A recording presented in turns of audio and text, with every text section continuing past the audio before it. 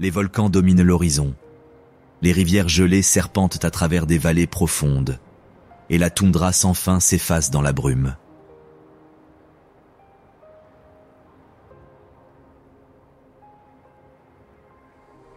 Les plages noires contrastent avec la mer grise.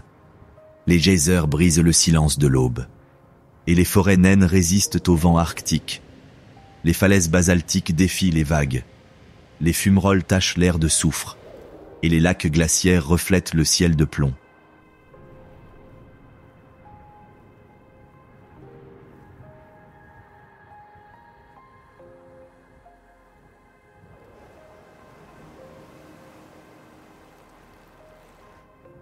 Voici le Kamtchatka. Un lieu où le feu et la neige s'entrechoquent dans un cycle éternel de création et de destruction, créant l'un des écosystèmes les plus hostiles de la planète.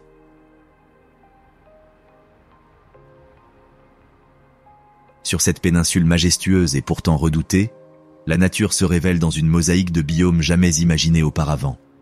D'imposants volcans actifs s'élèvent à l'horizon, menaçant de tout anéantir sur leur passage.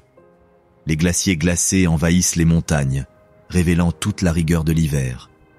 Pendant ce temps, sur les côtes, falaises abruptes et baies profondes forment un mur imprenable.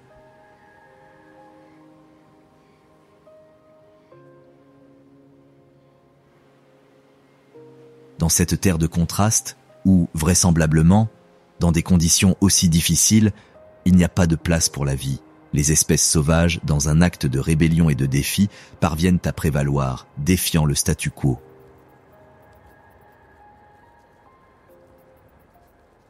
Ici, des troupeaux d'élans sillonnent les vallées verdoyantes comme des tapis. Le petit écureuil roux se réfugie dans la taïga dense. Et la loutre de mer nage sur les rivages qui entourent ce monde assiégé par les mers. Mais le Kamtchatka n'est pas un paradis, c'est un champ de bataille. Dans cet écosystème, il n'y a pas de place pour les faibles, et seuls les plus aptes réussissent.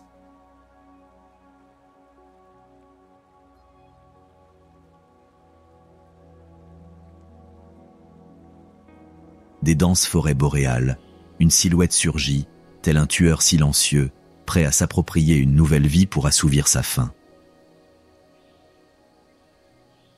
Se déplaçant telle une ombre, une fois sa proie en vue, le lynx eurasien ne peut que se laisser enlacer par une mort certaine.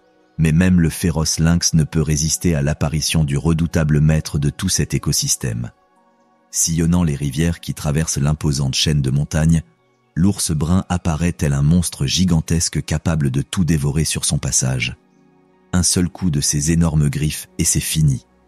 Loin de la taïga, là où la toundra domine l'horizon, un hurlement retentit, annonçant le début de la chasse d'une meute de loups affamés. Avec la lune qui domine la toundra, ces chiens deviennent les maîtres de la nuit, et les nombreux troupeaux d'élans subissent la terreur. Un faux pas pour les ongulés, et le troupeau entier aura immédiatement capturé une nouvelle proie, offrant l'un des spectacles les plus sauvages de cet écosystème.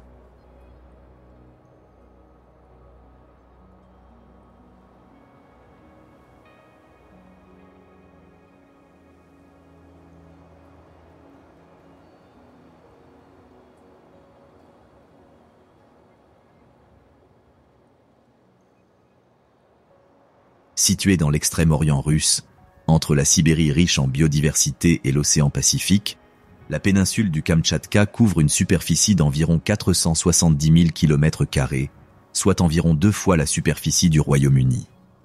D'origine géologique sinueuse datant de plusieurs millions d'années, le Kamtchatka est dominé par les chaînes de montagnes Sredini et Vostochny. Ces chaînes comptent environ 160 volcans, dont une trentaine sont actifs. D'imposants volcans comme le Kronotsky et le Kliuchevski, avec leur hauteur de près de 5000 mètres, se dressent comme des géants qui racontent l'histoire millénaire et mouvementée de cette péninsule.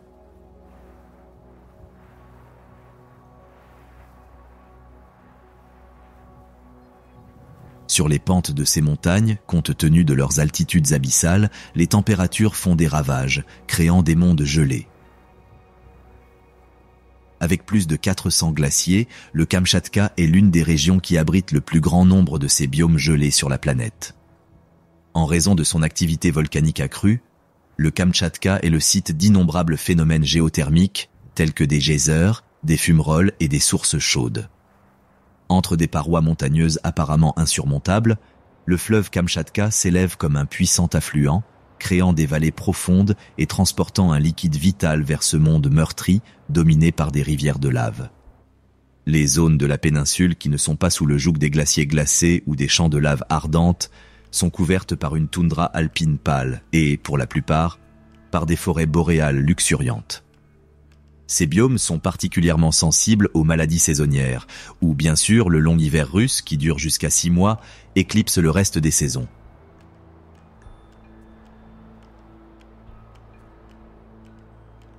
Heureusement, c'est l'été, où l'hostile Kamtchatka montre l'un de ses visages les plus amicaux. Durant cette période, l'écosystème de la péninsule éclate de couleurs, avec des forêts plus vertes que jamais, et la toundra alpine autrefois pâle regorge désormais de mousse, de lichens et de fleurs vibrantes. Au Kamtchatka, en été, le ciel est rempli de milliers d'oiseaux désireux de profiter de l'abondance de nourriture, tout comme les rivières regorgent de poissons frais. Bien sûr, la nouvelle de la présence d'innombrables bancs de saumon est parvenue aux oreilles du tout-puissant maître de cet écosystème, qui ne laissera pas passer l'occasion de dévorer de grandes quantités de saumon. Pour le glorieux ours brun du Kamtchatka, l'arrivée de l'été représente l'occasion idéale de laisser derrière soi l'austérité de l'hiver. Bien que le printemps ait apporté avec lui une plus grande abondance par rapport aux mois où les températures étaient inférieures à 0, cela n'était rien en comparaison du gaspillage de ressources dont vous êtes sur le point d'être témoin.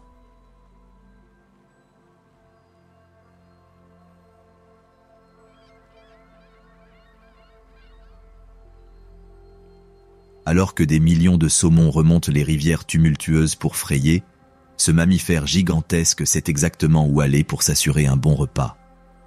Bien qu'un ours adulte puisse peser jusqu'à 700 kilos, en raison de la pénurie alimentaire causée par l'hiver rigoureux, l'ours a perdu d'énormes quantités de graisse. Mais avec d'innombrables saumons qui pullulent dans les eaux du fleuve Kamtchatka, ce colosse dispose d'une réserve de nourriture presque infinie pour retrouver sa taille gigantesque. Après des mois de famine, avec des affluents remplis de poissons frais, l'ours ne se limite plus à prendre juste assez mais se gave, dévorant jusqu'à 40 saumons par jour. Un à un, à l'aide de leurs énormes pinces mesurant jusqu'à 15 cm de long, les poissons tombent dans l'embuscade.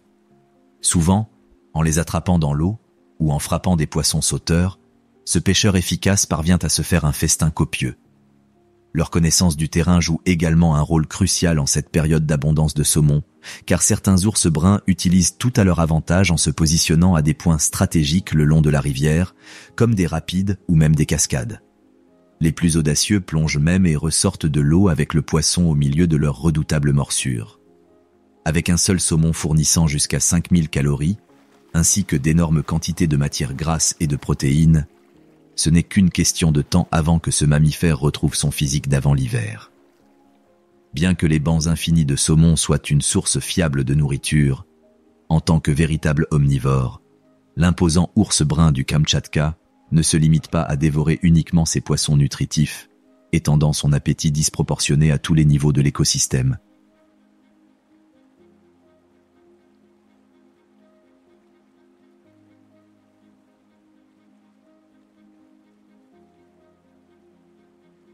Des baies fraîches, des tubercules, des bulbes, des racines, des fourmis, des mites, jusqu'aux petits rongeurs, pratiquement tout ce qui semble comestible peut être incorporé dans le régime alimentaire équilibré de cet imposant prédateur.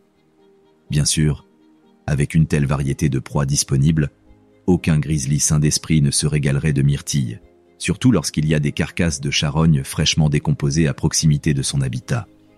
Ces victimes des basses températures hivernales qui finissent par germer à l'air libre en été sont un régal pour ce colosse rusé qui préférera toujours un repas à bas prix à la chasse. Bien sûr, obtenir un dossier ne sera pas toujours une tâche facile. Parfois, lorsqu'un ours arrive sur le site, un de ses congénères est déjà arrivé et profite déjà du festin.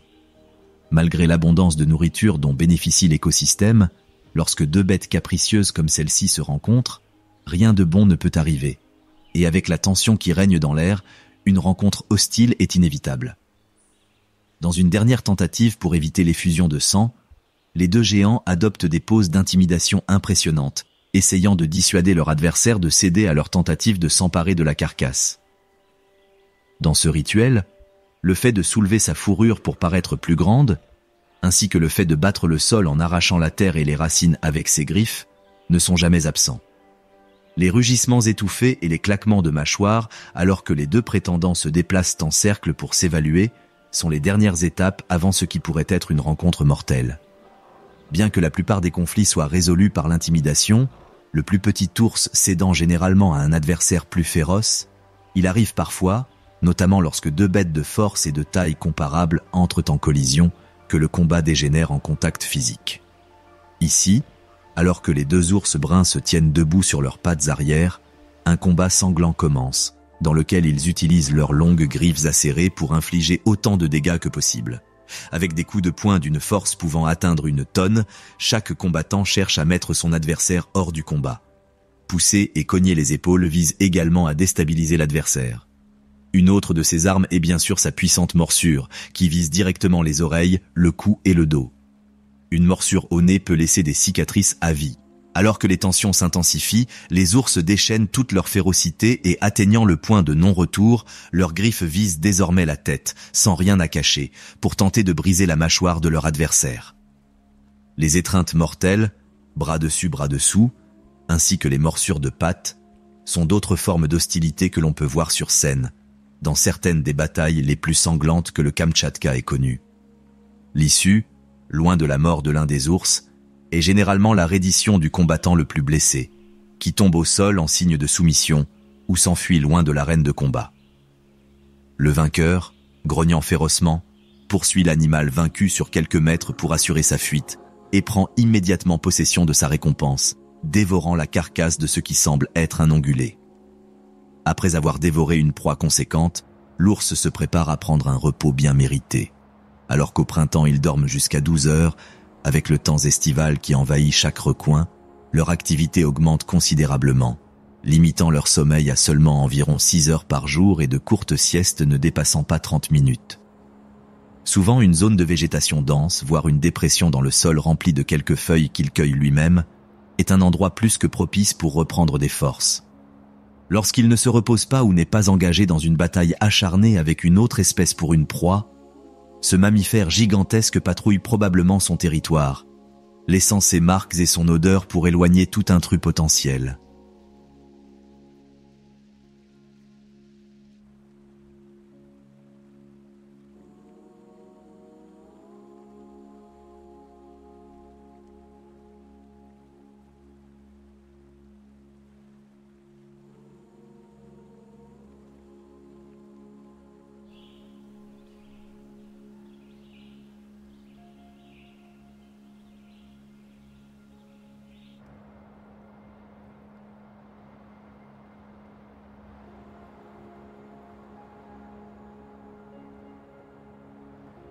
Maintenant, avec un parfum subtil mais enivrant de phéromones remplissant l'air, cette énorme bête brune se dirige vers l'endroit où, espère-t-il, se trouvera une femelle réceptive, et donc la future mère de ses petits. Bien sûr, dans un écosystème comme le Kamtchatka, qui regorge littéralement de mâles désireux de s'accoupler, la reproduction est un privilège, et chaque prétendant doit prouver sa valeur par la force brute et la férocité. Alors que l'abyssal ours brun du Kamtchatka poursuit son voyage vers la reproduction, dans le ciel d'été lumineux de cette péninsule sauvage, un majestueux oiseau de proie étonne par ses couleurs vives et ses brillantes capacités de vol. L'aigle de mer de Steller, également connu sous le nom de grand aigle à queue blanche, est l'une de ces espèces qui, contre toute attente, parvient à s'imposer dans l'un des écosystèmes les moins hospitaliers de la planète. Avec une envergure d'environ 2,5 mètres et un poids pouvant atteindre 9 kg, cet énorme oiseau de proie est loin d'être un simple oiseau. Son plumage incomparable est principalement teinté dans des tons allant du brun foncé au noir, qui contrastent fortement avec une tête blanche. Un bec orange vif très robuste, l'un des plus grands parmi les oiseaux de proie, lui donne une apparence effrayante mais frappante. Ses pattes puissantes, également jaunes, dotés de grandes griffes recourbées, sont idéales pour capturer ses proies sans défense. Comme l'ours brun géant, l'aigle de mer de Steller profite grandement des grandes quantités de saumon qui inondent les affluents du Kamtchatal. Compte tenu de ses habitudes alimentaires, cet as du ciel préfère s'installer dans les régions côtières, le long d'imposantes falaises marines. De même, les vallées fluviales, où les rivières remplies de saumon traversent d'imposantes chaînes de montagnes, constituent un endroit stratégiquement pratique pour s'installer. Habituellement perché sur un perchoir élevé, ou survolant les rivières à une hauteur modérée, l'aigle scrute l'eau, s'appuyant sur sa vue très perçante, à la recherche de proies. La silhouette discrète d'un saumon frais peut suffire amplement au poisson pour révéler sa position, attirant l'attention de ce pêcheur imprenable. Dès qu'il aperçoit sa proie, il plonge immédiatement vers la personne qui est sur le point de devenir sa victime. En étendant ses serres acérées juste avant de toucher l'eau, en une fraction de seconde, l'aigle a réalisé une prise substantielle. En plus de ses capacités de vol précises, le secret de ses attaques éclairs réside dans les lames qu'il porte en guise de griffes. Ses épines lui permettent de tenir les poissons glissants sans hésiter. Les picots sur ses doigts lui offrent également une meilleure adhérence, lui évitant de finir les mains vides après une prise bien préparée. Lorsque la cupidité l'emporte sur sa force surprenante et que la proie dépasse son énorme capacité de charge d'environ 8 kg, le grand aigle à queue blanche n'a aucun problème à dévorer sa prise à la surface de l'eau ou même à la traîner jusqu'au rivage. Malgré ses talents de pêcheur inégalés, cet oiseau de proie rusé préfère parfois ne même pas mouiller ses serres, laissant un autre oiseau faire le travail difficile à sa place. Lorsque d'autres oiseaux beaucoup moins féroces, comme les goélands ou les aigles plus petits, s'attaquent à une proie, il est préférable, si l'aigle de mer de Steller est à proximité, de dévorer immédiatement leur prise.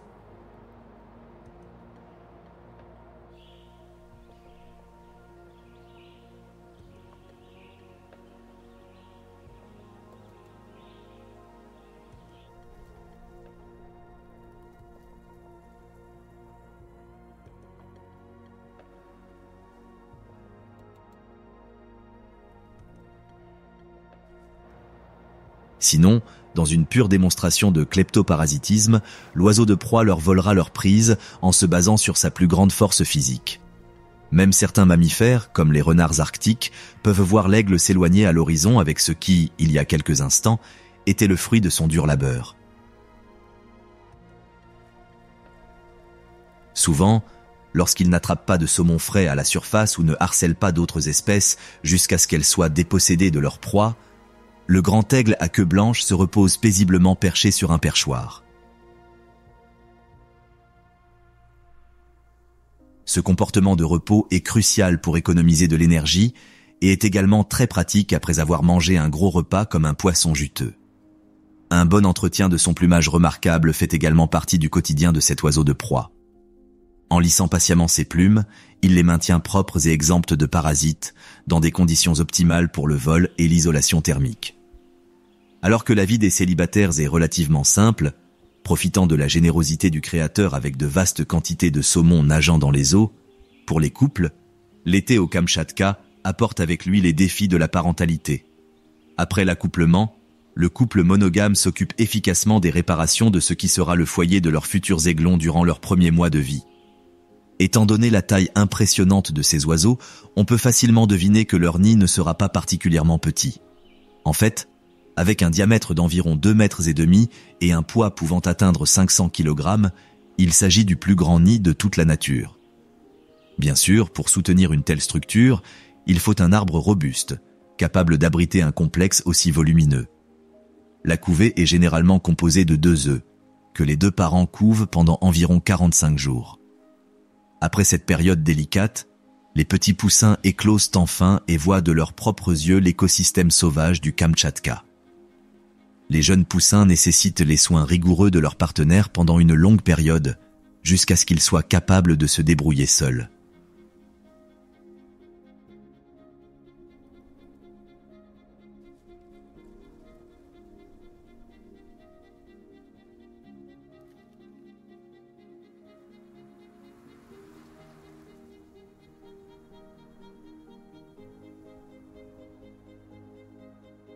En règle générale, le père est chargé de chercher de la nourriture pour la famille, tandis que la femelle se charge de prendre soin des aiglons.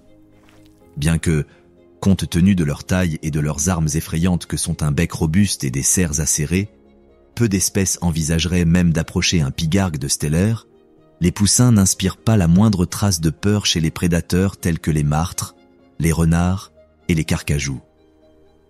Bien sûr, l'emplacement éloigné du nid dans de grands arbres ou des falaises inaccessibles rend presque impossible pour ces carnivores d'observer de près un aiglon.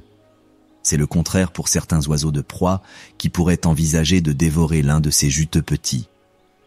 Bien sûr, ce sera un bon plan, tant qu'une femme très en colère ne se trouve pas à proximité.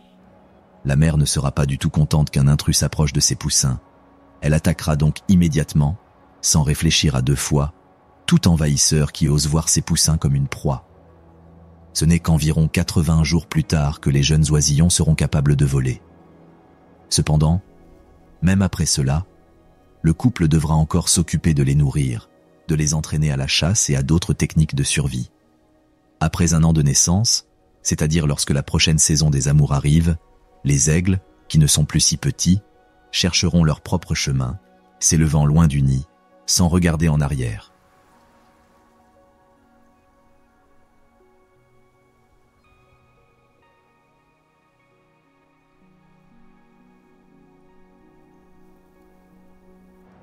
Tout comme les aigles de mer géants voient l'été russe comme le moment idéal pour agrandir leur famille, les puissants orignaux trouvent que cette saison est le moment idéal de l'année pour se reproduire. Même si la saison des amours ne porte pas ses fruits avant près d'un an, lorsque les femelles donnent naissance à un ou peut-être deux veaux ne pesant pas plus de 15 kilos, tout commence dans l'été des excès du Kamtchatka. Alors que la saison de reproduction pour des espèces comme l'aigle de mer de Steller commence de manière captivante avec de superbes vols nuptiaux où le couple démontre son lien étroit, pour l'élan, la saison des amours est, disons, un peu plus tortueuse. Avec le début du rut, les taureaux, avides de copulation, commencent à établir leur zone d'accouplement.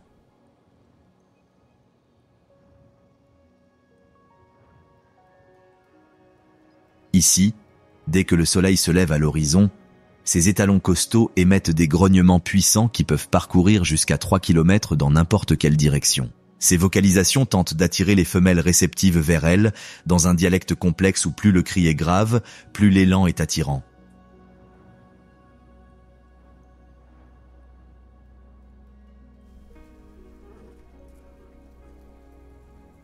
Comme les mâles, les femelles fertiles peuvent émettre des gémissements nasaux pendant leur courte chaleur qui ne dure pas plus de 48 heures, essayant de guider les taureaux dans leur direction. Dès qu'un mâle en quête d'accouplement entend l'appel de la femelle, il se précipite vers elle, dans l'intention de capturer la vache fertile.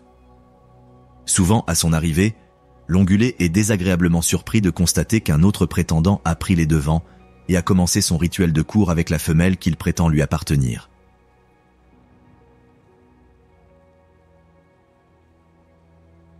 Ici, avant qu'il ne soit trop tard et que l'autre taureau ait terminé la parade nuptiale, le nouveau venu se joindra à la conquête de la femelle, se pavanant et exhibant ses grands bois qui peuvent mesurer près de 2 mètres. Une façon peut-être peu orthodoxe d'attirer la femelle en litige et en même temps d'intimider un autre prétendant est d'uriner sur le sol puis de se rouler dedans, libérant toute son odeur. Au fur et à mesure que le temps passe et qu'aucun des cocus ne décide d'abandonner la femelle réceptive en jeu, l'intensité du rituel d'intimidation augmente et les élans se lèvent pour paraître plus grands, tout en piétinant le sol et en frappant les arbres avec leurs bois acérés, dans ce qui n'est qu'une démonstration de leur férocité. Mais dans le monde des wapitis, seuls les plus aptes se reproduisent, et comme aucun des deux mâles ne montre l'intention de renoncer à son droit de s'accoupler, l'altercation s'intensifie, les deux prétendants se cognant encore et encore avec leurs longs bois.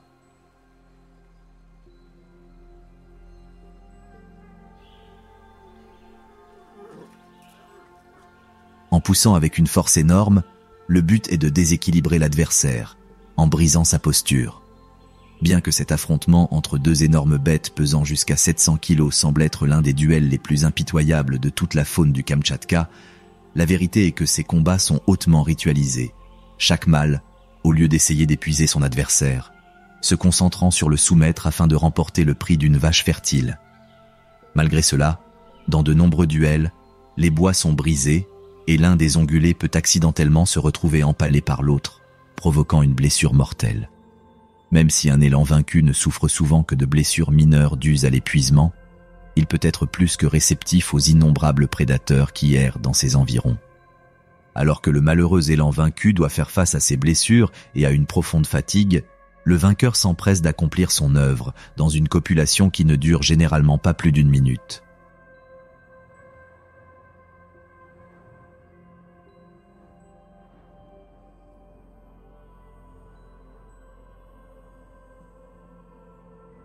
Heureusement pour le taureau, après tant d'efforts pour conquérir la femelle, le couple copule d'innombrables fois pendant la courte période de chaleur, afin de garantir le succès de la reproduction. Une fois les chaleurs de la femelle orignale terminées, chaque ongulé suit son propre chemin. Alors que la femelle se prépare à profiter de toute l'abondance qui règne dans l'écosystème, le mâle peut tenter d'acquérir une nouvelle femelle réceptive, démontrant clairement que la monogamie n'est pas son truc. Une fois la saison du rut terminée, le mâle s'occupe également de satisfaire son appétit. Comme le temps de pâturage disponible pendant la saison des amours est limité, le taureau costaud peut perdre une grande quantité de masse musculaire. Il doit donc profiter des généreuses journées d'été pour récupérer. En tant qu'espèce brouteuse, ces ongulés ne gaspilleront pas toutes ces feuilles de bouleau, de saule et de peuplier qui inondent les forêts boréales. En plus de cela, les plantes aquatiques poussant sur les rives des rivières sont également une très bonne source de nourriture pendant l'été du Kamtchatka. Atteignant la consommation de jusqu'à 30 kg de végétation par jour, seul un écosystème aussi généreux que celui-ci peut supporter une telle demande en ressources. Comme trouver une quantité aussi exorbitante de nourriture n'est pas une tâche particulièrement rapide même dans le Kamtchatka fertile en été, les élans peuvent passer jusqu'à 12 heures à chercher de la nourriture. Au cours d'une de ces longues promenades de recherche de nourriture, un élan solitaire entend le pire son que toute espèce sauvage habitant le Kamtchatka sauvage puisse entendre.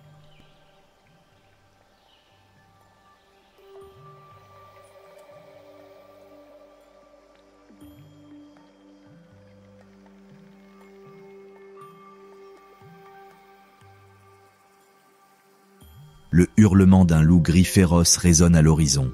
Avec cet appel terrifiant, l'alpha annonce à la meute le début d'une chasse.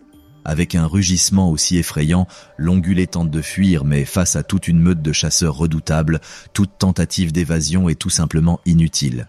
Si affronter un chien redoutable pesant jusqu'à 70 kg, doté d'un corps robuste et d'une morsure puissante est un défi, affronter une meute d'une douzaine de prédateurs sauvages est une mission impossible.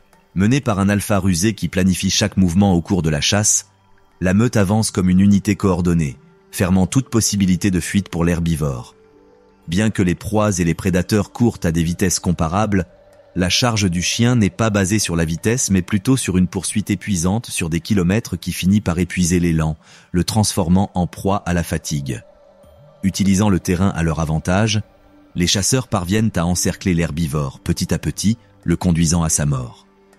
Alors que l'alpha, avec les membres les plus forts de la meute, est chargé de chasser la proie, d'autres chiens bordent les flancs, limitant les voies d'évasion.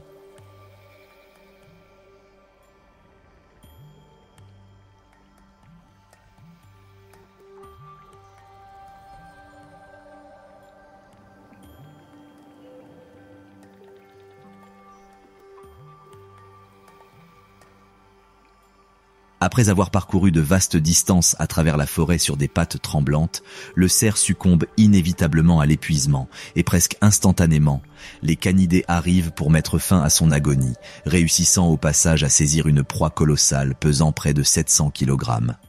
Bien que la meute ait capturé suffisamment de proies pour que tout le monde puisse se gaver, le monde des loups est régi par une hiérarchie stricte, où le couple alpha, entre autres privilèges, a le droit d'inaugurer la mise à mort, en prenant les meilleures parties. Même si cela peut sembler être un acte de monarchisme absolu, la vérité est qu'il s'agit d'une mesure de survie adoptée par la meute pour garantir que le couple reproducteur soit bien nourri et capable de produire de nouveaux chiots forts et en bonne santé. Les alphas sont suivis par les bêtas au moment du repas, ceux qui, en l'absence des leaders, prendraient le contrôle de la meute. Une fois que les loups supérieurs ont dévoré les meilleures parties de la proie, c'est enfin au tour des adultes subordonnés de se contenter des restes. Dans les meutes comptant des louveteaux, ces derniers auront la priorité dans la hiérarchie, même lorsqu'ils se nourrissent de viande régurgitée. Dans certains groupes, on retrouve le loup oméga, chargé d'apaiser les tensions au sein de la meute en servant de bouc émissaire.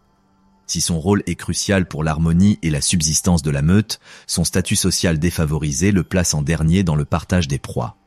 La cohésion de la meute étant l'un des grands secrets de la survie de ces chiens, le maintien de liens de groupe stables est l'une de leurs principales préoccupations. Dans la vie sociale complexe de ces canidés, le langage corporel joue un rôle crucial. Par des postures de domination telles que se percher, lever la queue ou maintenir un regard fixe, les loups de rang supérieur tentent toujours de maintenir la hiérarchie du groupe inoffensive, réaffirmant leur position de domination auprès des membres ayant des illusions de grandeur. Les démonstrations de soumission incluent souvent le fait de lécher le nez du dominant, de lui épingler les oreilles en arrière et d'abaisser sa queue. Bien entendu, les vocalisations constituent également un élément fondamental dans les relations sociales de ces canidés. Tout comme les hurlements servent à coordonner leur stratégie de chasse élaborée, avec les grognements et les gémissements, ils servent à renforcer leurs liens, à revendiquer un territoire ou même à servir de signaux d'avertissement et de soumission. De toutes vos formes de communication, le contact physique est probablement l'une des plus expressives. Les loups gris se lèchent, se frottent et même dorment souvent ensemble pour renforcer leurs liens de meute. Compte tenu de leur férocité, les loups gris comptent très peu de prédateurs dans l'écosystème sauvage du Kamtchatka. Hormis les affrontements violents qu'ils peuvent avoir avec les ours bruns lors de chasses dangereuses aux proies ou aux charognes, aucune autre espèce sauvage n'ose défier cette escouade coordonnée de chasseurs qualifiés. En fait, la plupart du temps, la principale menace pour une meute de loups gris est précisément une autre meute de ces chiens. Bien qu'une meute puisse couvrir jusqu'à 200 km², les rencontres entre meutes voisines, loin d'être un événement isolé, deviennent un phénomène quotidien. Pour éviter l'invasion de leur territoire, les loups patrouillent souvent les frontières, marquant de leur odeur pour avertir les intrus de leur présence. Conscients de la férocité qui s'ensuit souvent lorsque deux meutes entrent en collision, les loups tentent généralement de s'éviter, ce que leurs hurlements profonds peuvent faire pour annoncer leur présence. Cependant, la paix n'est pas toujours une option.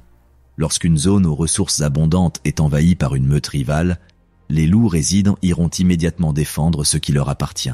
Contrairement aux affrontements internes à la meute, utilisés pour établir la hiérarchie canine, où le combat est hautement ritualisé, dans les combats pour la domination territoriale, il n'y a pas de règles, les canidés laissant libre cours à toute leur sauvagerie.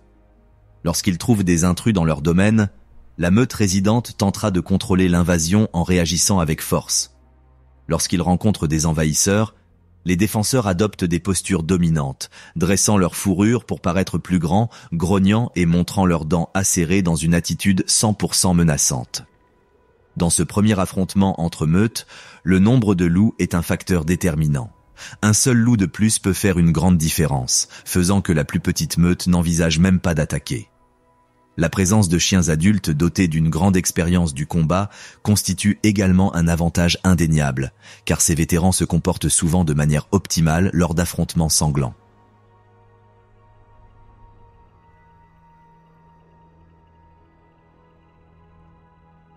Après des démonstrations de domination, la meute résidente commence une poursuite rapide des envahisseurs dans le but de les expulser de son territoire. Lorsque les postures menaçantes et les poursuites échouent, le combat au corps à corps est la seule solution pour déterminer la propriété du territoire.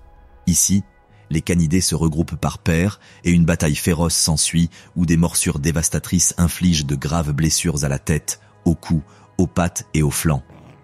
Même si les combats sont brefs, ils sont intenses et les blessures mortelles sont dangereusement courantes. Après la rencontre avec la foudre, la meute la moins chanceuse abandonne généralement le territoire, avec au moins un membre de la meute mourant des suites de ses blessures. Alors que des meutes féroces de loups gris rétablissent les limites de leur domaine, loin des forêts boréales qui dominent la péninsule, les phoques communs se rassemblent par dizaines sur les côtes rocheuses et accidentées.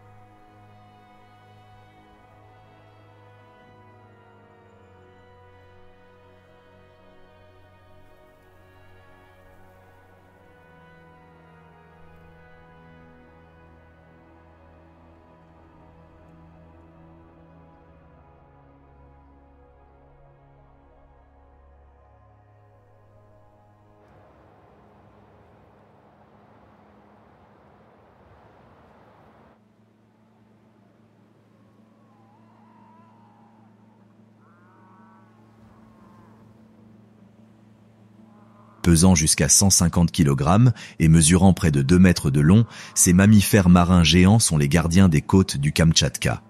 Bien que leur poids puisse fluctuer selon les saisons en fonction de la disponibilité de la nourriture, pendant l'été péninsulaire, les phoques découvrent de première main toute l'abondance de cet écosystème. Avec un régime alimentaire essentiellement piscivore, les milliers de harengs, de morues, de caplans, de sols, de plis et de saumons qui peuplent les côtes sont un festin pour ces mammifères.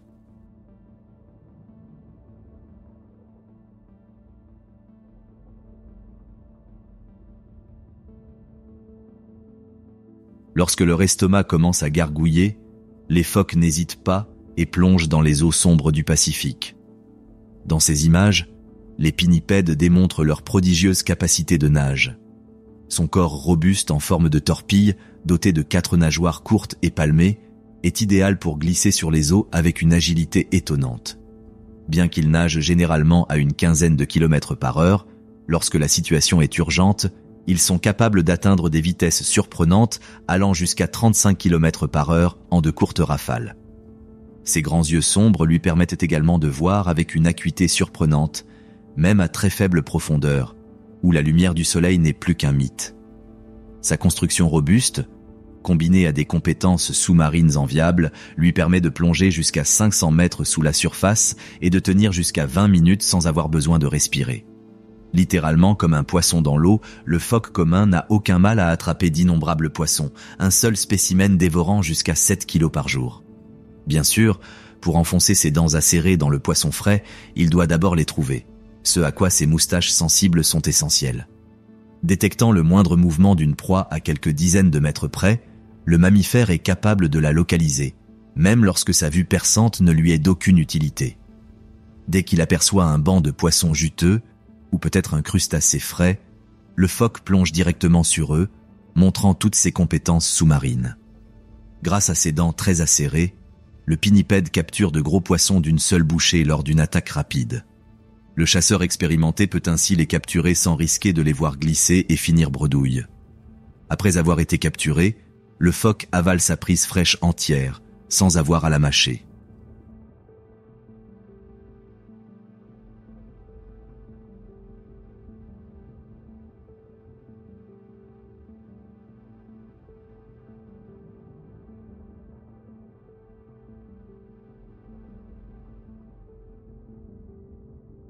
L'estomac plein, le mammifère satisfait sort de l'eau et se repose sur la plage pendant de longs moments, tentant de réguler sa température corporelle. Après s'être immergé dans les eaux glacées, ce temps de repos est crucial pour éviter l'hypothermie. En plus de se tenir au chaud, les phoques économisent de l'énergie pendant ces pauses relaxantes dans leur routine trépidante, ce qui est pratique, car leur véritable test viendra lorsque l'hiver s'emparera de cet écosystème, une période où ils auront besoin d'une épaisse couche de graisse pour les isoler des basses températures. Pour les phoques communs, l'été au Kamtchatka est également le moment idéal pour muer, un processus progressif au cours duquel leur fourrure se renouvelle, conservant son isolation thermique et ses propriétés hydrodynamiques, tout en éliminant les parasites et les dommages causés par le soleil. Bien qu'ils puissent sembler former un groupe soudé lorsqu'ils sont perchés sur la plage, se prélassant au soleil pour se réchauffer ou muer, étant donné leur habitude de se rassembler en groupe pouvant compter jusqu'à des centaines de mammifères, la vérité est que les phoques ne sont pas du tout sociaux, se distanciant des autres pinnipèdes tels que les lions de mer et les morses. Dans ces grands rassemblements, il n'y a aucune interaction sociale entre les individus. Ici, chaque phoque agit individuellement, sans la moindre trace de hiérarchie.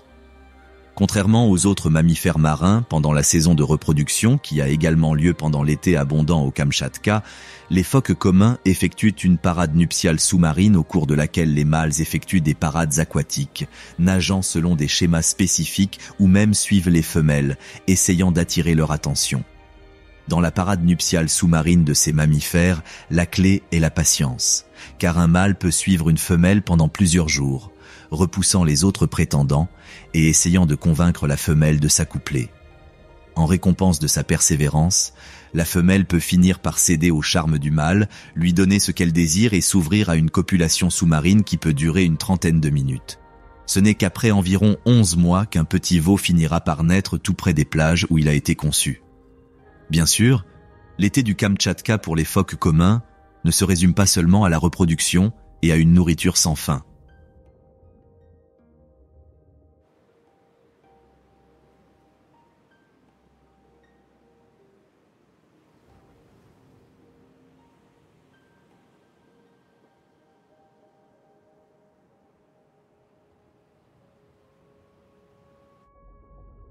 À la surface, en quelques secondes, une orque gigantesque peut émerger de l'eau et mordre le corps du phoque. Un autre danger potentiel pour ces mammifères non agressifs sont les grands requins blancs affamés qui attendent patiemment le bon moment pour attaquer. Alors que le phoque rusé tente de mettre la main sur un poisson frais, ce requin observe à distance, préparant son attaque pour mettre fin à la vie du mammifère sans défense et, à son tour, capturer une proie non négligeable. Bien sûr, avec leur prodigieuse capacité de nage, les phoques ne seront pas des proies faciles, et pour que ces carnivores mortels les dévorent, il faudra d'abord les attraper. Lorsqu'ils se retrouvent dans le viseur de ces prédateurs vicieux, les phoques mettent toutes leurs compétences dans l'eau à l'épreuve, nageant à pleine vitesse par courtes rafales et effectuant des mouvements erratiques pour échapper à leurs poursuivants. Dans ces tentatives d'échapper à la mort, leur connaissance approfondie du terrain représente également un avantage pratique, car il existe toujours l'alternative de se réfugier dans une grotte sous-marine, des crevasses entre les rochers, ou même dans des eaux peu profondes où les prédateurs ne pourraient jamais les atteindre. Lorsqu'ils sont confrontés à des tueurs chevronnés comme les orques et les grands requins blancs dans une véritable bataille de David contre Goliath, les phoques peuvent accomplir l'impensable, survivre pour raconter l'histoire. Alors que les phoques communs survivent aux prédateurs les plus impitoyables,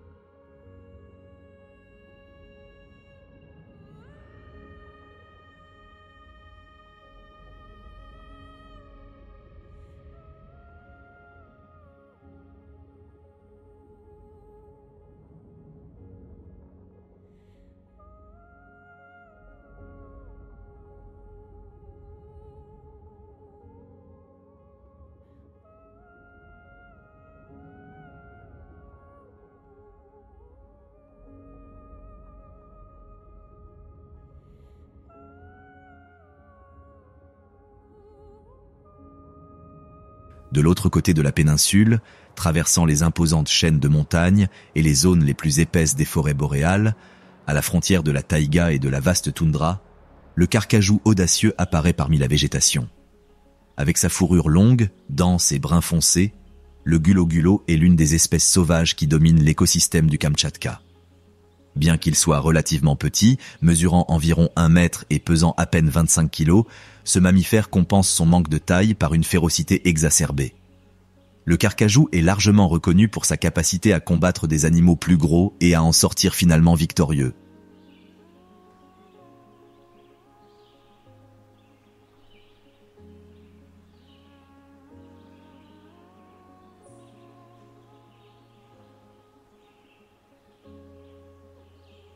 Un corps robuste doté d'une force disproportionnée est l'une de ses principales armes face aux prédateurs les plus redoutés de la péninsule.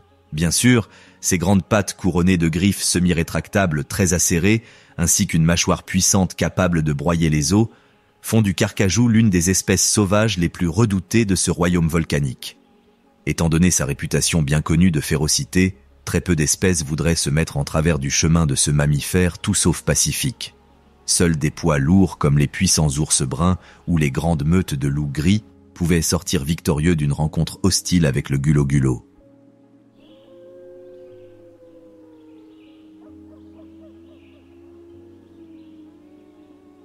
Malgré cela, conscients que rien n'est gravé dans la pierre dans la nature, même ces redoutables prédateurs préfèrent généralement ne pas tenter leur chance et éviter une confrontation avec un rival qui pourrait causer des blessures importantes.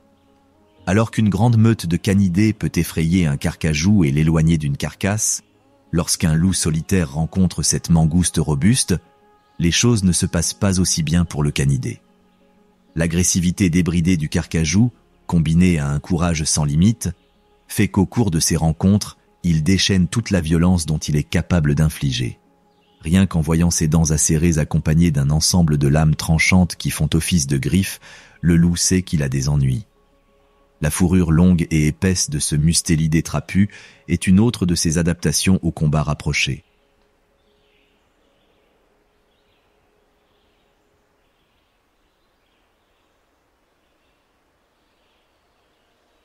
Elle rend difficile pour les prédateurs de le maintenir fermement, lui offrant ainsi une grande amplitude de mouvement pour contre-attaquer.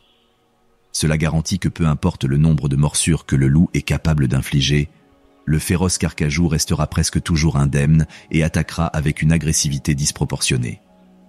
Bien qu'il soit un combattant redoutable, capable de tenir tête à n'importe quelle autre espèce sauvage de la péninsule du Kamtchatka, ce mammifère rusé préfère parfois éviter la violence et, en détectant un défi potentiel à proximité, se réfugiera dans des crevasses entre les rochers, dans une parcelle de végétation dense ou même, en s'appuyant sur ses griffes polyvalentes, creusera un trou pour s'enterrer. Doté d'un odorat très sensible, il est capable de détecter des menaces potentielles avant même qu'elles ne soupçonnent sa présence. Ce même sens sophistiqué lui permet de trouver ce qui pourrait être une proie juteuse. Outre sa férocité bien connue, les carcajous chassent souvent des proies relativement petites, notamment des rongeurs tels que des campagnols ou des lemmings, des lièvres, des musaraignes, des marmottes et même des oiseaux terrestres. Mais parfois, il peut se montrer beaucoup plus ambitieux, capturant des proies encore plus grandes que lui, comme de jeunes rennes. Les stratégies de chasse au gulo-gulo sont pratiquement infinies. Lorsqu'on est confronté à un grand ongulé, le plan est souvent de le poursuivre sur des kilomètres jusqu'à ce qu'il succombe à l'épuisement. Étant donné sa très grande résistance, le carcajou peut s'engager dans une course marathon où, simultanément, il inflige de graves blessures à sa victime imminente. Ce n'est qu'après plusieurs kilomètres durant lesquels la proie a été exposée à une fatigue écrasante qu'elle cède et se rend finalement, ce que le chasseur ne gaspille pas, et porte le coup final pour faire une prise copieuse.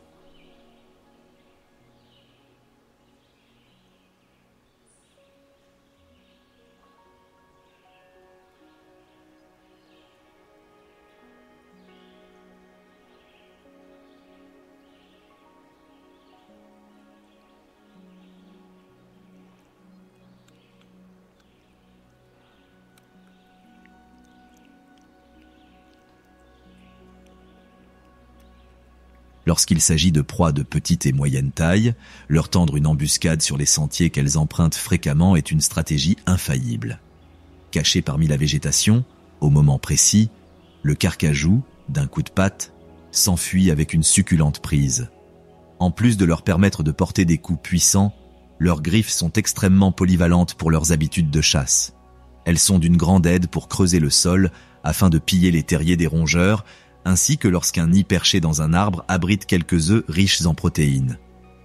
En plus d'être l'un des chasseurs les plus féroces de cet écosystème, ce survivant rusé n'a parfois aucun mal à se transformer en un charognard méprisable, dévorant les carcasses que lui présente la faune trépidante du Kamtchatka. En période d'abondance, comme en été, l'un des comportements les plus intéressants de cet ingénieux carnivore est sa capacité à cacher de la nourriture.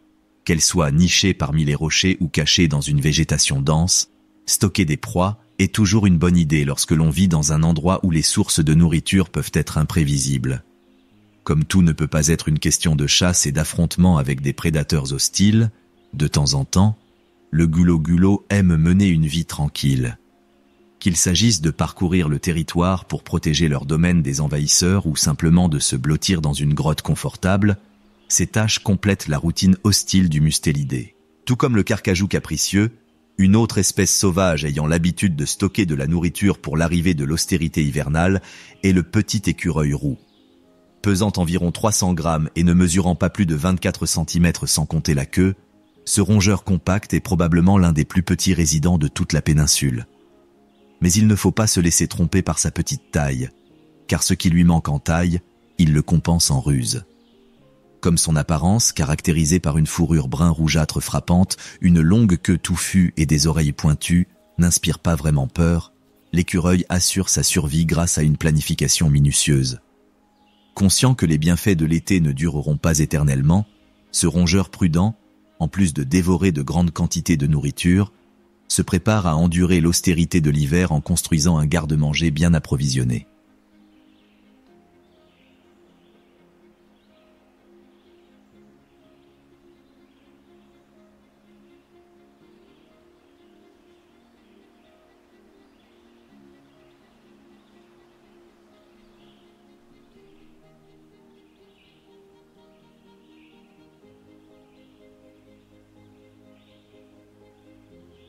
En tant qu'exemple parfait d'une espèce omnivore, il n'y a aucun aliment auquel ce prodigieux survivant refusera.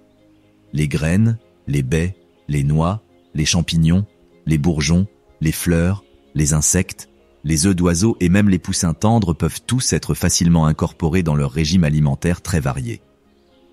Bien que l'écureuil roux du Kamtchatka puisse dévorer des dizaines de grammes de graines et d'autres aliments par jour en été, la plupart de ses efforts sont concentrés sur la collecte de nourriture pour ses réserves hivernales. Grâce à ses grands yeux, cet habile cueilleur de graines peut trouver sa nourriture, même dans l'immensité des forêts boréales. Un odorat très développé fait également partie de leur arsenal pour trouver de la nourriture. Tel un chien de chasse, le petit écureuil perçoit la moindre odeur à des centaines de mètres de distance et se dirige immédiatement vers la baie fraîche ou la graine tendre. Doté de capacités d'escalade enviables, ce rongeur est capable d'escalader les arbres avec une facilité surprenante et peut chercher de la nourriture dans toutes les strates de la forêt.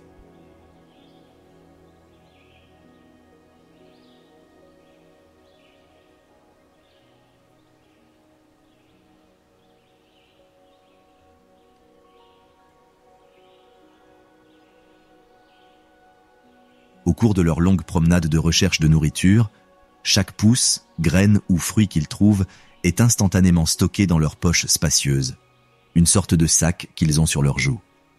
À la fin de sa journée de recherche de nourriture, l'écureuil cache le fruit de son travail dans des creux de troncs d'arbres, des nids temporaires, ou même dans le sol sous les racines des arbres ou dans la litière de feuilles. Malheureusement pour ce petit rongeur, un grand nombre de ces collations qu'il a cachées finiront par être perdues à jamais ou dévorées par ses congénères rongeurs qui, cachés dans l'ombre, sont restés attentifs à l'endroit où il a caché son garde-manger. En plus de créer une bonne réserve de nourriture, une autre tâche qui les occupe pendant l'été est l'entretien de leur nid. Construits à partir de branches, de feuilles et de mousse dans des fourches ou des cavités d'arbres, ils offrent un abri lorsque les températures descendent en dessous de zéro et que la forêt est recouverte d'une épaisse couche de neige.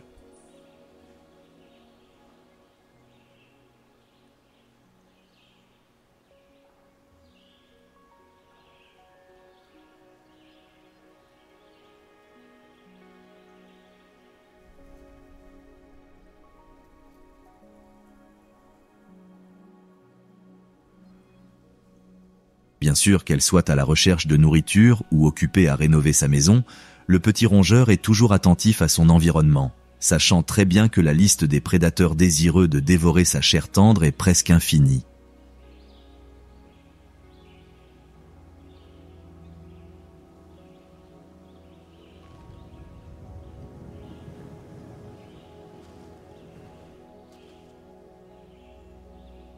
Les oiseaux de proie tels que les harfans des neiges, les faucons féroces et les autours scrutent toujours le sol, à la recherche d'un petit rongeur sur lequel poser leurs griffes acérées. De même, les prédateurs féroces sur terre, comme les hermines, les renards, les chats sauvages et même les loups et les carcajous, peuvent voir ce mammifère compact comme une proie juteuse. Pour éviter de périr aux mains de ces chasseurs rusés, le Créateur a doté l'écureuil sans défense d'innombrables compétences qui font de lui un maître dans l'art de l'évasion.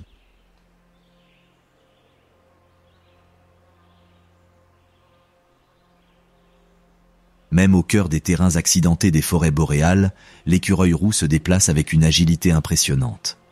Qu'il saute entre les branches, court au sol ou grimpe vers la relative sécurité des arbres, ce rongeur fera tout son possible pour éviter de finir dans l'estomac d'un carnivore féroce.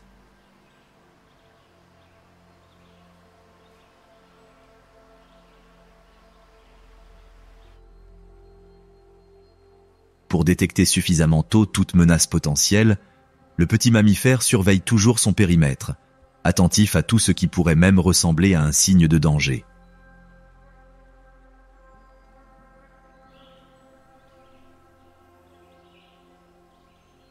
Bien que leur fourrure puisse paraître frappante, elle joue en réalité un rôle prodigieux de camouflage parmi le feuillage des arbres.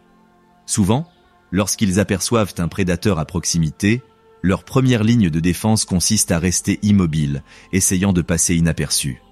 Si le carnivore a indéniablement localisé l'écureuil, il fera alors preuve de sa surprenante agilité d'artiste de l'évasion, se dirigeant directement vers l'une des nombreuses cachettes qu'il peut avoir à travers la forêt.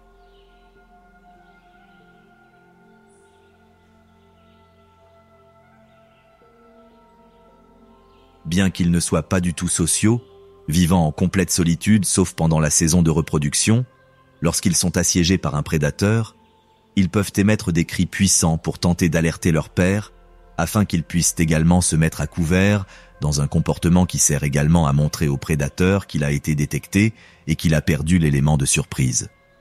En dehors de cette mesure qui vise à préserver l'espèce, les écureuils roux n'ont généralement pas beaucoup de relations sociales. En fait, ces rongeurs peuvent même devenir extrêmement territoriaux, répondant par des cris stridents et des poursuites hostiles lorsqu'ils voient l'un de leurs congénères oser envahir leur territoire. Pour éviter ces intrusions, les écureuils passent une bonne partie de leur journée à laisser des traces le long des limites de leur domaine. Ici, les traces d'urine, l'utilisation de glandes odoriférantes et même les marques visuelles laissées par les morsures dans l'écorce des arbres sont des signes avant-coureurs qui empêchent les étrangers de penser à pénétrer sur leur terrain.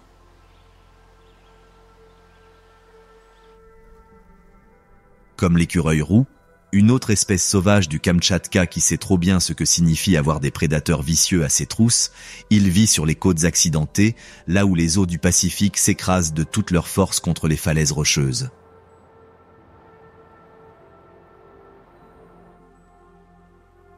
Les loutres de mer doivent non seulement faire face au fardeau d'avoir à leur trousse les prédateurs les plus féroces de la planète, les orques, mais elles sont également la cible des otaries et des grands phoques, ainsi que des aigles de mer de stellaire, dans le cas des plus jeunes spécimens.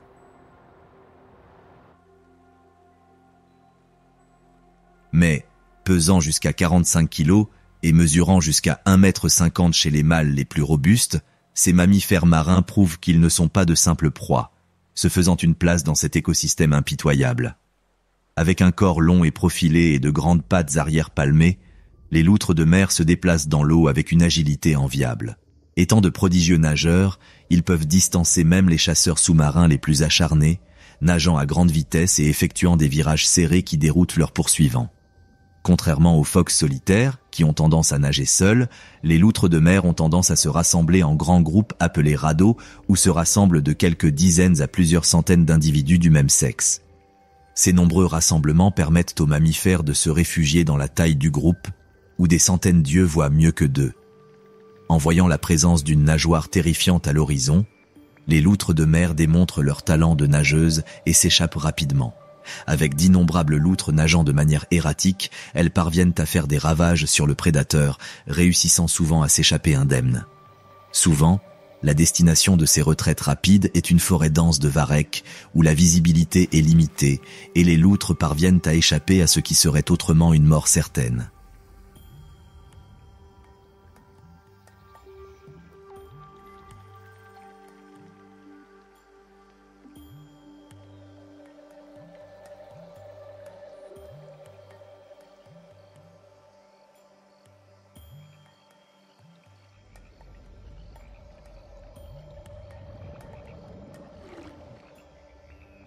En plus d'échapper à la redoutable morsure des prédateurs les plus vicieux de la planète, ces mammifères marins dévorent, durant l'été, de copieuses quantités de nourriture.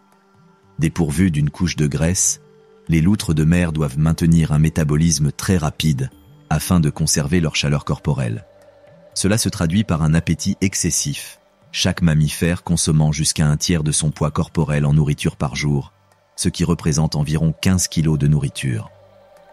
Le régime alimentaire de ce carnivore est très spécialisé, basé principalement sur les invertébrés des fonds marins, tels que les oursins, les mollusques, les crustacés et occasionnellement les poissons. Comme les phoques, pour trouver ces aliments frais, il s'appuie sur des moustaches très sensibles, capables de détecter le moindre mouvement sous l'eau.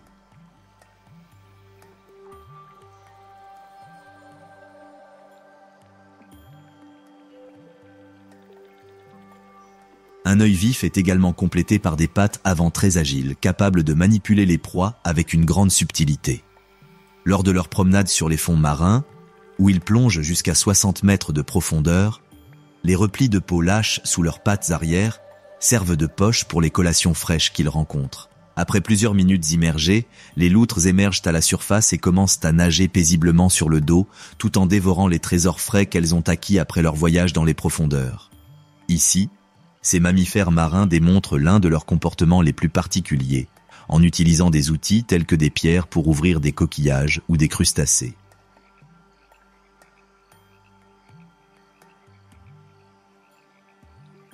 Mais la vie d'une loutre de mer ne se résume pas uniquement à la chasse. Son quotidien trépidant comprend également des loisirs, comme le toilettage, auquel elle consacre une grande partie de sa journée et qui est également un excellent moyen de garder son pelage propre. Une autre tâche à laquelle il consacre jusqu'à 12 heures par jour est celle, pas si épuisante, du repos. Flottant face vers le haut dans l'eau, ces mammifères prennent très au sérieux la tâche d'économiser l'énergie. Habituellement, pour éviter d'être emportés par les courants, ils s'enveloppent de varech. De même, certaines populations forment des groupes de repos où les loutres se tiennent les unes aux autres par les pattes pour éviter d'être laissées seules à la dérive. En plus de ces contacts sociaux, bien qu'ils ne soient pas très grégaires, ces mustélidés se livrent occasionnellement à des jeux de groupe avec des algues ou des rochers. Tout comme ils peuvent parfois paraître étonnamment sociables, dans certains cas, ils font ressortir leur côté le plus hostile dans des pratiques quelque peu malhonnêtes avec leurs pairs. Dans ces actes antisociaux, les loutres volent les proies des autres et se battent entre mâles pour les aires d'alimentation et de reproduction.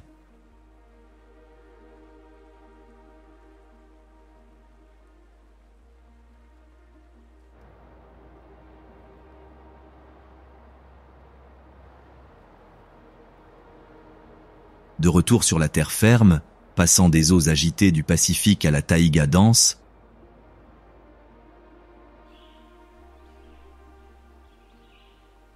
où les forêts de conifères cachent un chasseur de fantômes intimidant, tout comme le lynx eurasien apparaît, en quelques secondes, il disparaît bien sûr, mais pas avant d'avoir emporté une vie avec lui. Avec près d'1,5 mètre de long et un poids de près de 40 kilos, ce félin sauvage est sans aucun doute l'un des prédateurs les plus redoutables de tout l'écosystème du Kamtchatka. Alors qu'en hiver, un épais pelage naturel recouvre le corps de ce félin redouté, pendant l'été russe, il devient beaucoup plus clair et sa coloration passe d'une base grisâtre à des tons rougeâtres, avec des taches plus foncées et bien définies sur le crâne, les pattes et le dos. Ses oreilles triangulaires caractéristiques avec de grandes touffes de fourrure aux extrémités, ainsi que ses moustaches proéminentes et une sorte de collier de fourrure autour du cou, confèrent à ce félin captivant une apparence encore plus frappante.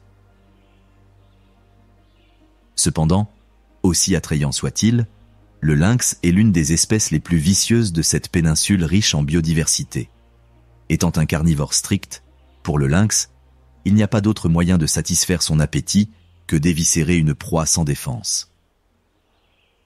C'est à ce moment-là que les populations de lièvres se retrouvent dans une position très compromise dans la chaîne alimentaire, servant de principale source de subsistance à ce chasseur imprenable.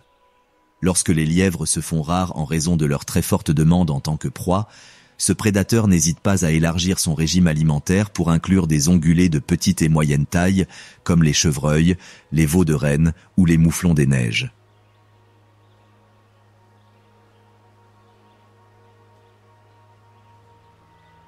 De même, les oiseaux, les rongeurs de taille moyenne et même, si l'occasion se présente, les charognes fraîches constituent également une bonne partie de leur régime alimentaire. Lorsqu'il s'agit de chasse, l'une des espèces sauvages qui inspire le plus de crainte est sans aucun doute le lynx sauvage.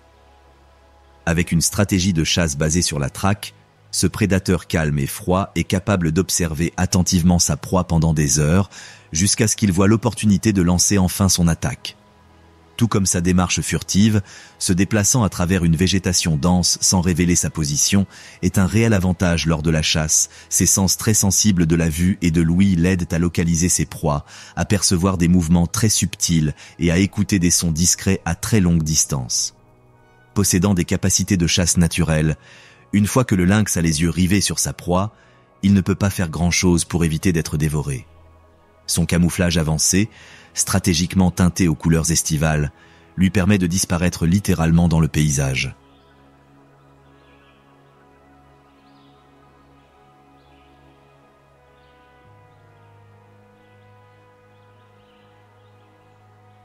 Bien que le Gulo Gulo dispose d'un livre de stratégie de chasse très varié, Ce félin choisit de limiter ses plans à des embuscades fugaces dans lesquelles il prend ses victimes par surprise, les attaquant d'un bond puissant.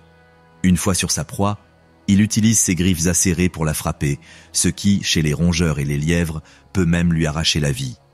Chez les grands ongulés, en revanche, ses griffes lui permettent de s'accrocher au corps de l'animal et de lui infliger le coup fatal par une puissante morsure directement à la gorge. Malgré une férocité sans précédent envers ses victimes sans défense, le lynx eurasien ne révèle pas ce même côté lorsque le rugissement puissant d'une meute de loups affamés se fait entendre à proximité ou lorsque l'ombre sombre d'un ours brun se déplace à travers les arbres de la forêt.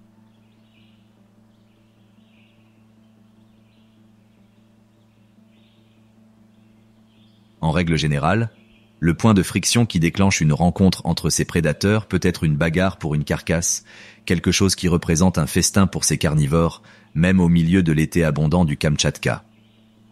Bien sûr, se voyant clairement désavantagé physiquement, le lynx préférera toujours sauver sa vie plutôt que de s'engager dans un combat inutile où il sera inévitablement blessé.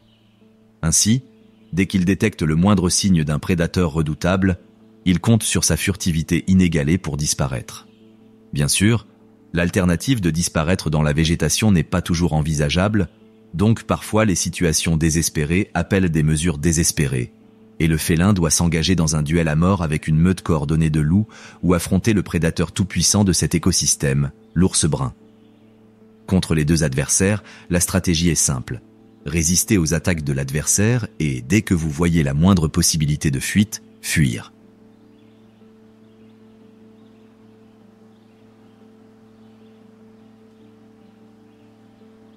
Dans le cas des loups, les branches d'arbres peuvent constituer un refuge imprenable, compte tenu des capacités d'escalade limitées des canidés. De son côté, lorsqu'il se bat contre un géant comme l'ours brun, l'agilité est l'un des seuls paramètres où le félin se sent supérieur, il doit donc compter sur elle pour esquiver à plusieurs reprises les coups du mammifère. Bien que ces rencontres puissent être extrêmement sanglantes et que le félin finisse souvent par périr, elles font partie de la faune trépidante du Kamtchatka dans sa forme la plus pure.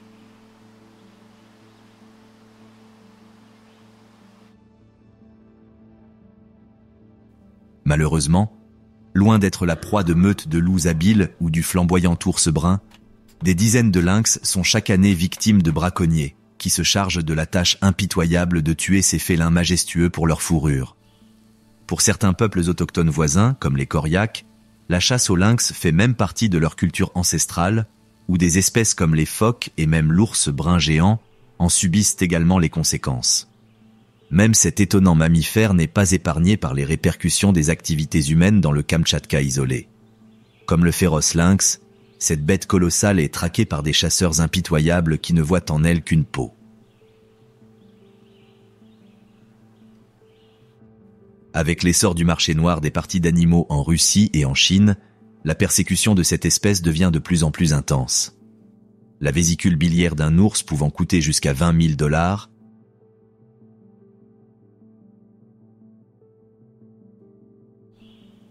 de nombreux criminels oseraient tuer une créature aussi étonnante. Mais la vie de l'ours brun du Kamtchatka est également menacée par la disponibilité de la nourriture. Bien que de grands bancs de saumon continuent de remplir les eaux pendant l'été, la vérité est que, en raison de la surpêche, la grande migration du saumon n'est plus, depuis de nombreuses années, l'ombre de ce qu'elle était il y a quelques saisons. Et dans un écosystème où ces poissons frais fournissent de la nourriture à des espèces comme les ours, les aigles de mer et les phoques, leur rareté pourrait laisser une cicatrice indélébile.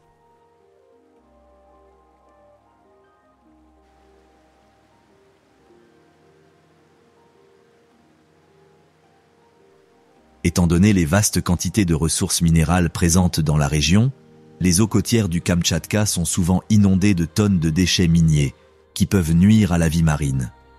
Un exemple en est la catastrophe écologique survenue sur la plage de Kalaktirsky en 2020, lorsque des milliers de mammifères marins ont succombé à des niveaux élevés de produits pétroliers. Malgré son isolement extrême par rapport aux grandes villes, le Kamtchatka subit actuellement les graves effets du changement climatique. Étant un monde basé sur l'équilibre de deux forces titanesques, le feu et la glace, et également soumis au régime des saisons, avec des hivers de plus en plus longs et des étés de plus en plus torrides, les défis pour la préservation des espèces sauvages de cette péninsule indomptée sont nombreux.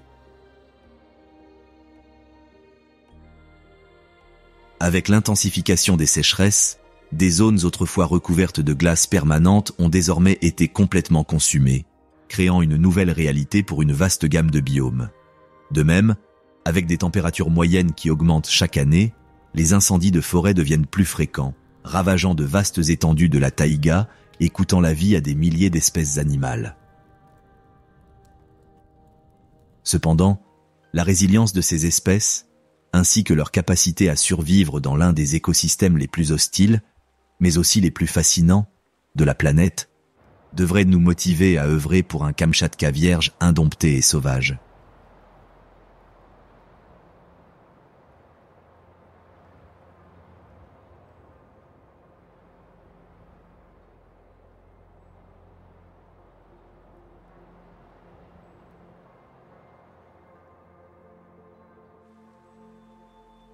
Les histoires des animaux sauvages du Kamtchatka vous ont-elles émerveillé ?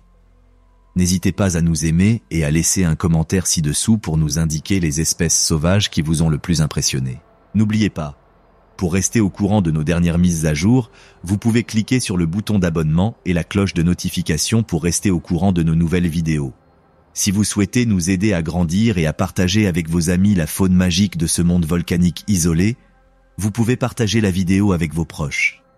Sans plus tarder, on se retrouve la prochaine fois avec d'autres histoires d'ours féroces, d'oiseaux colorés, d'énormes ongulés et bien sûr d'animaux sauvages, d'animaux.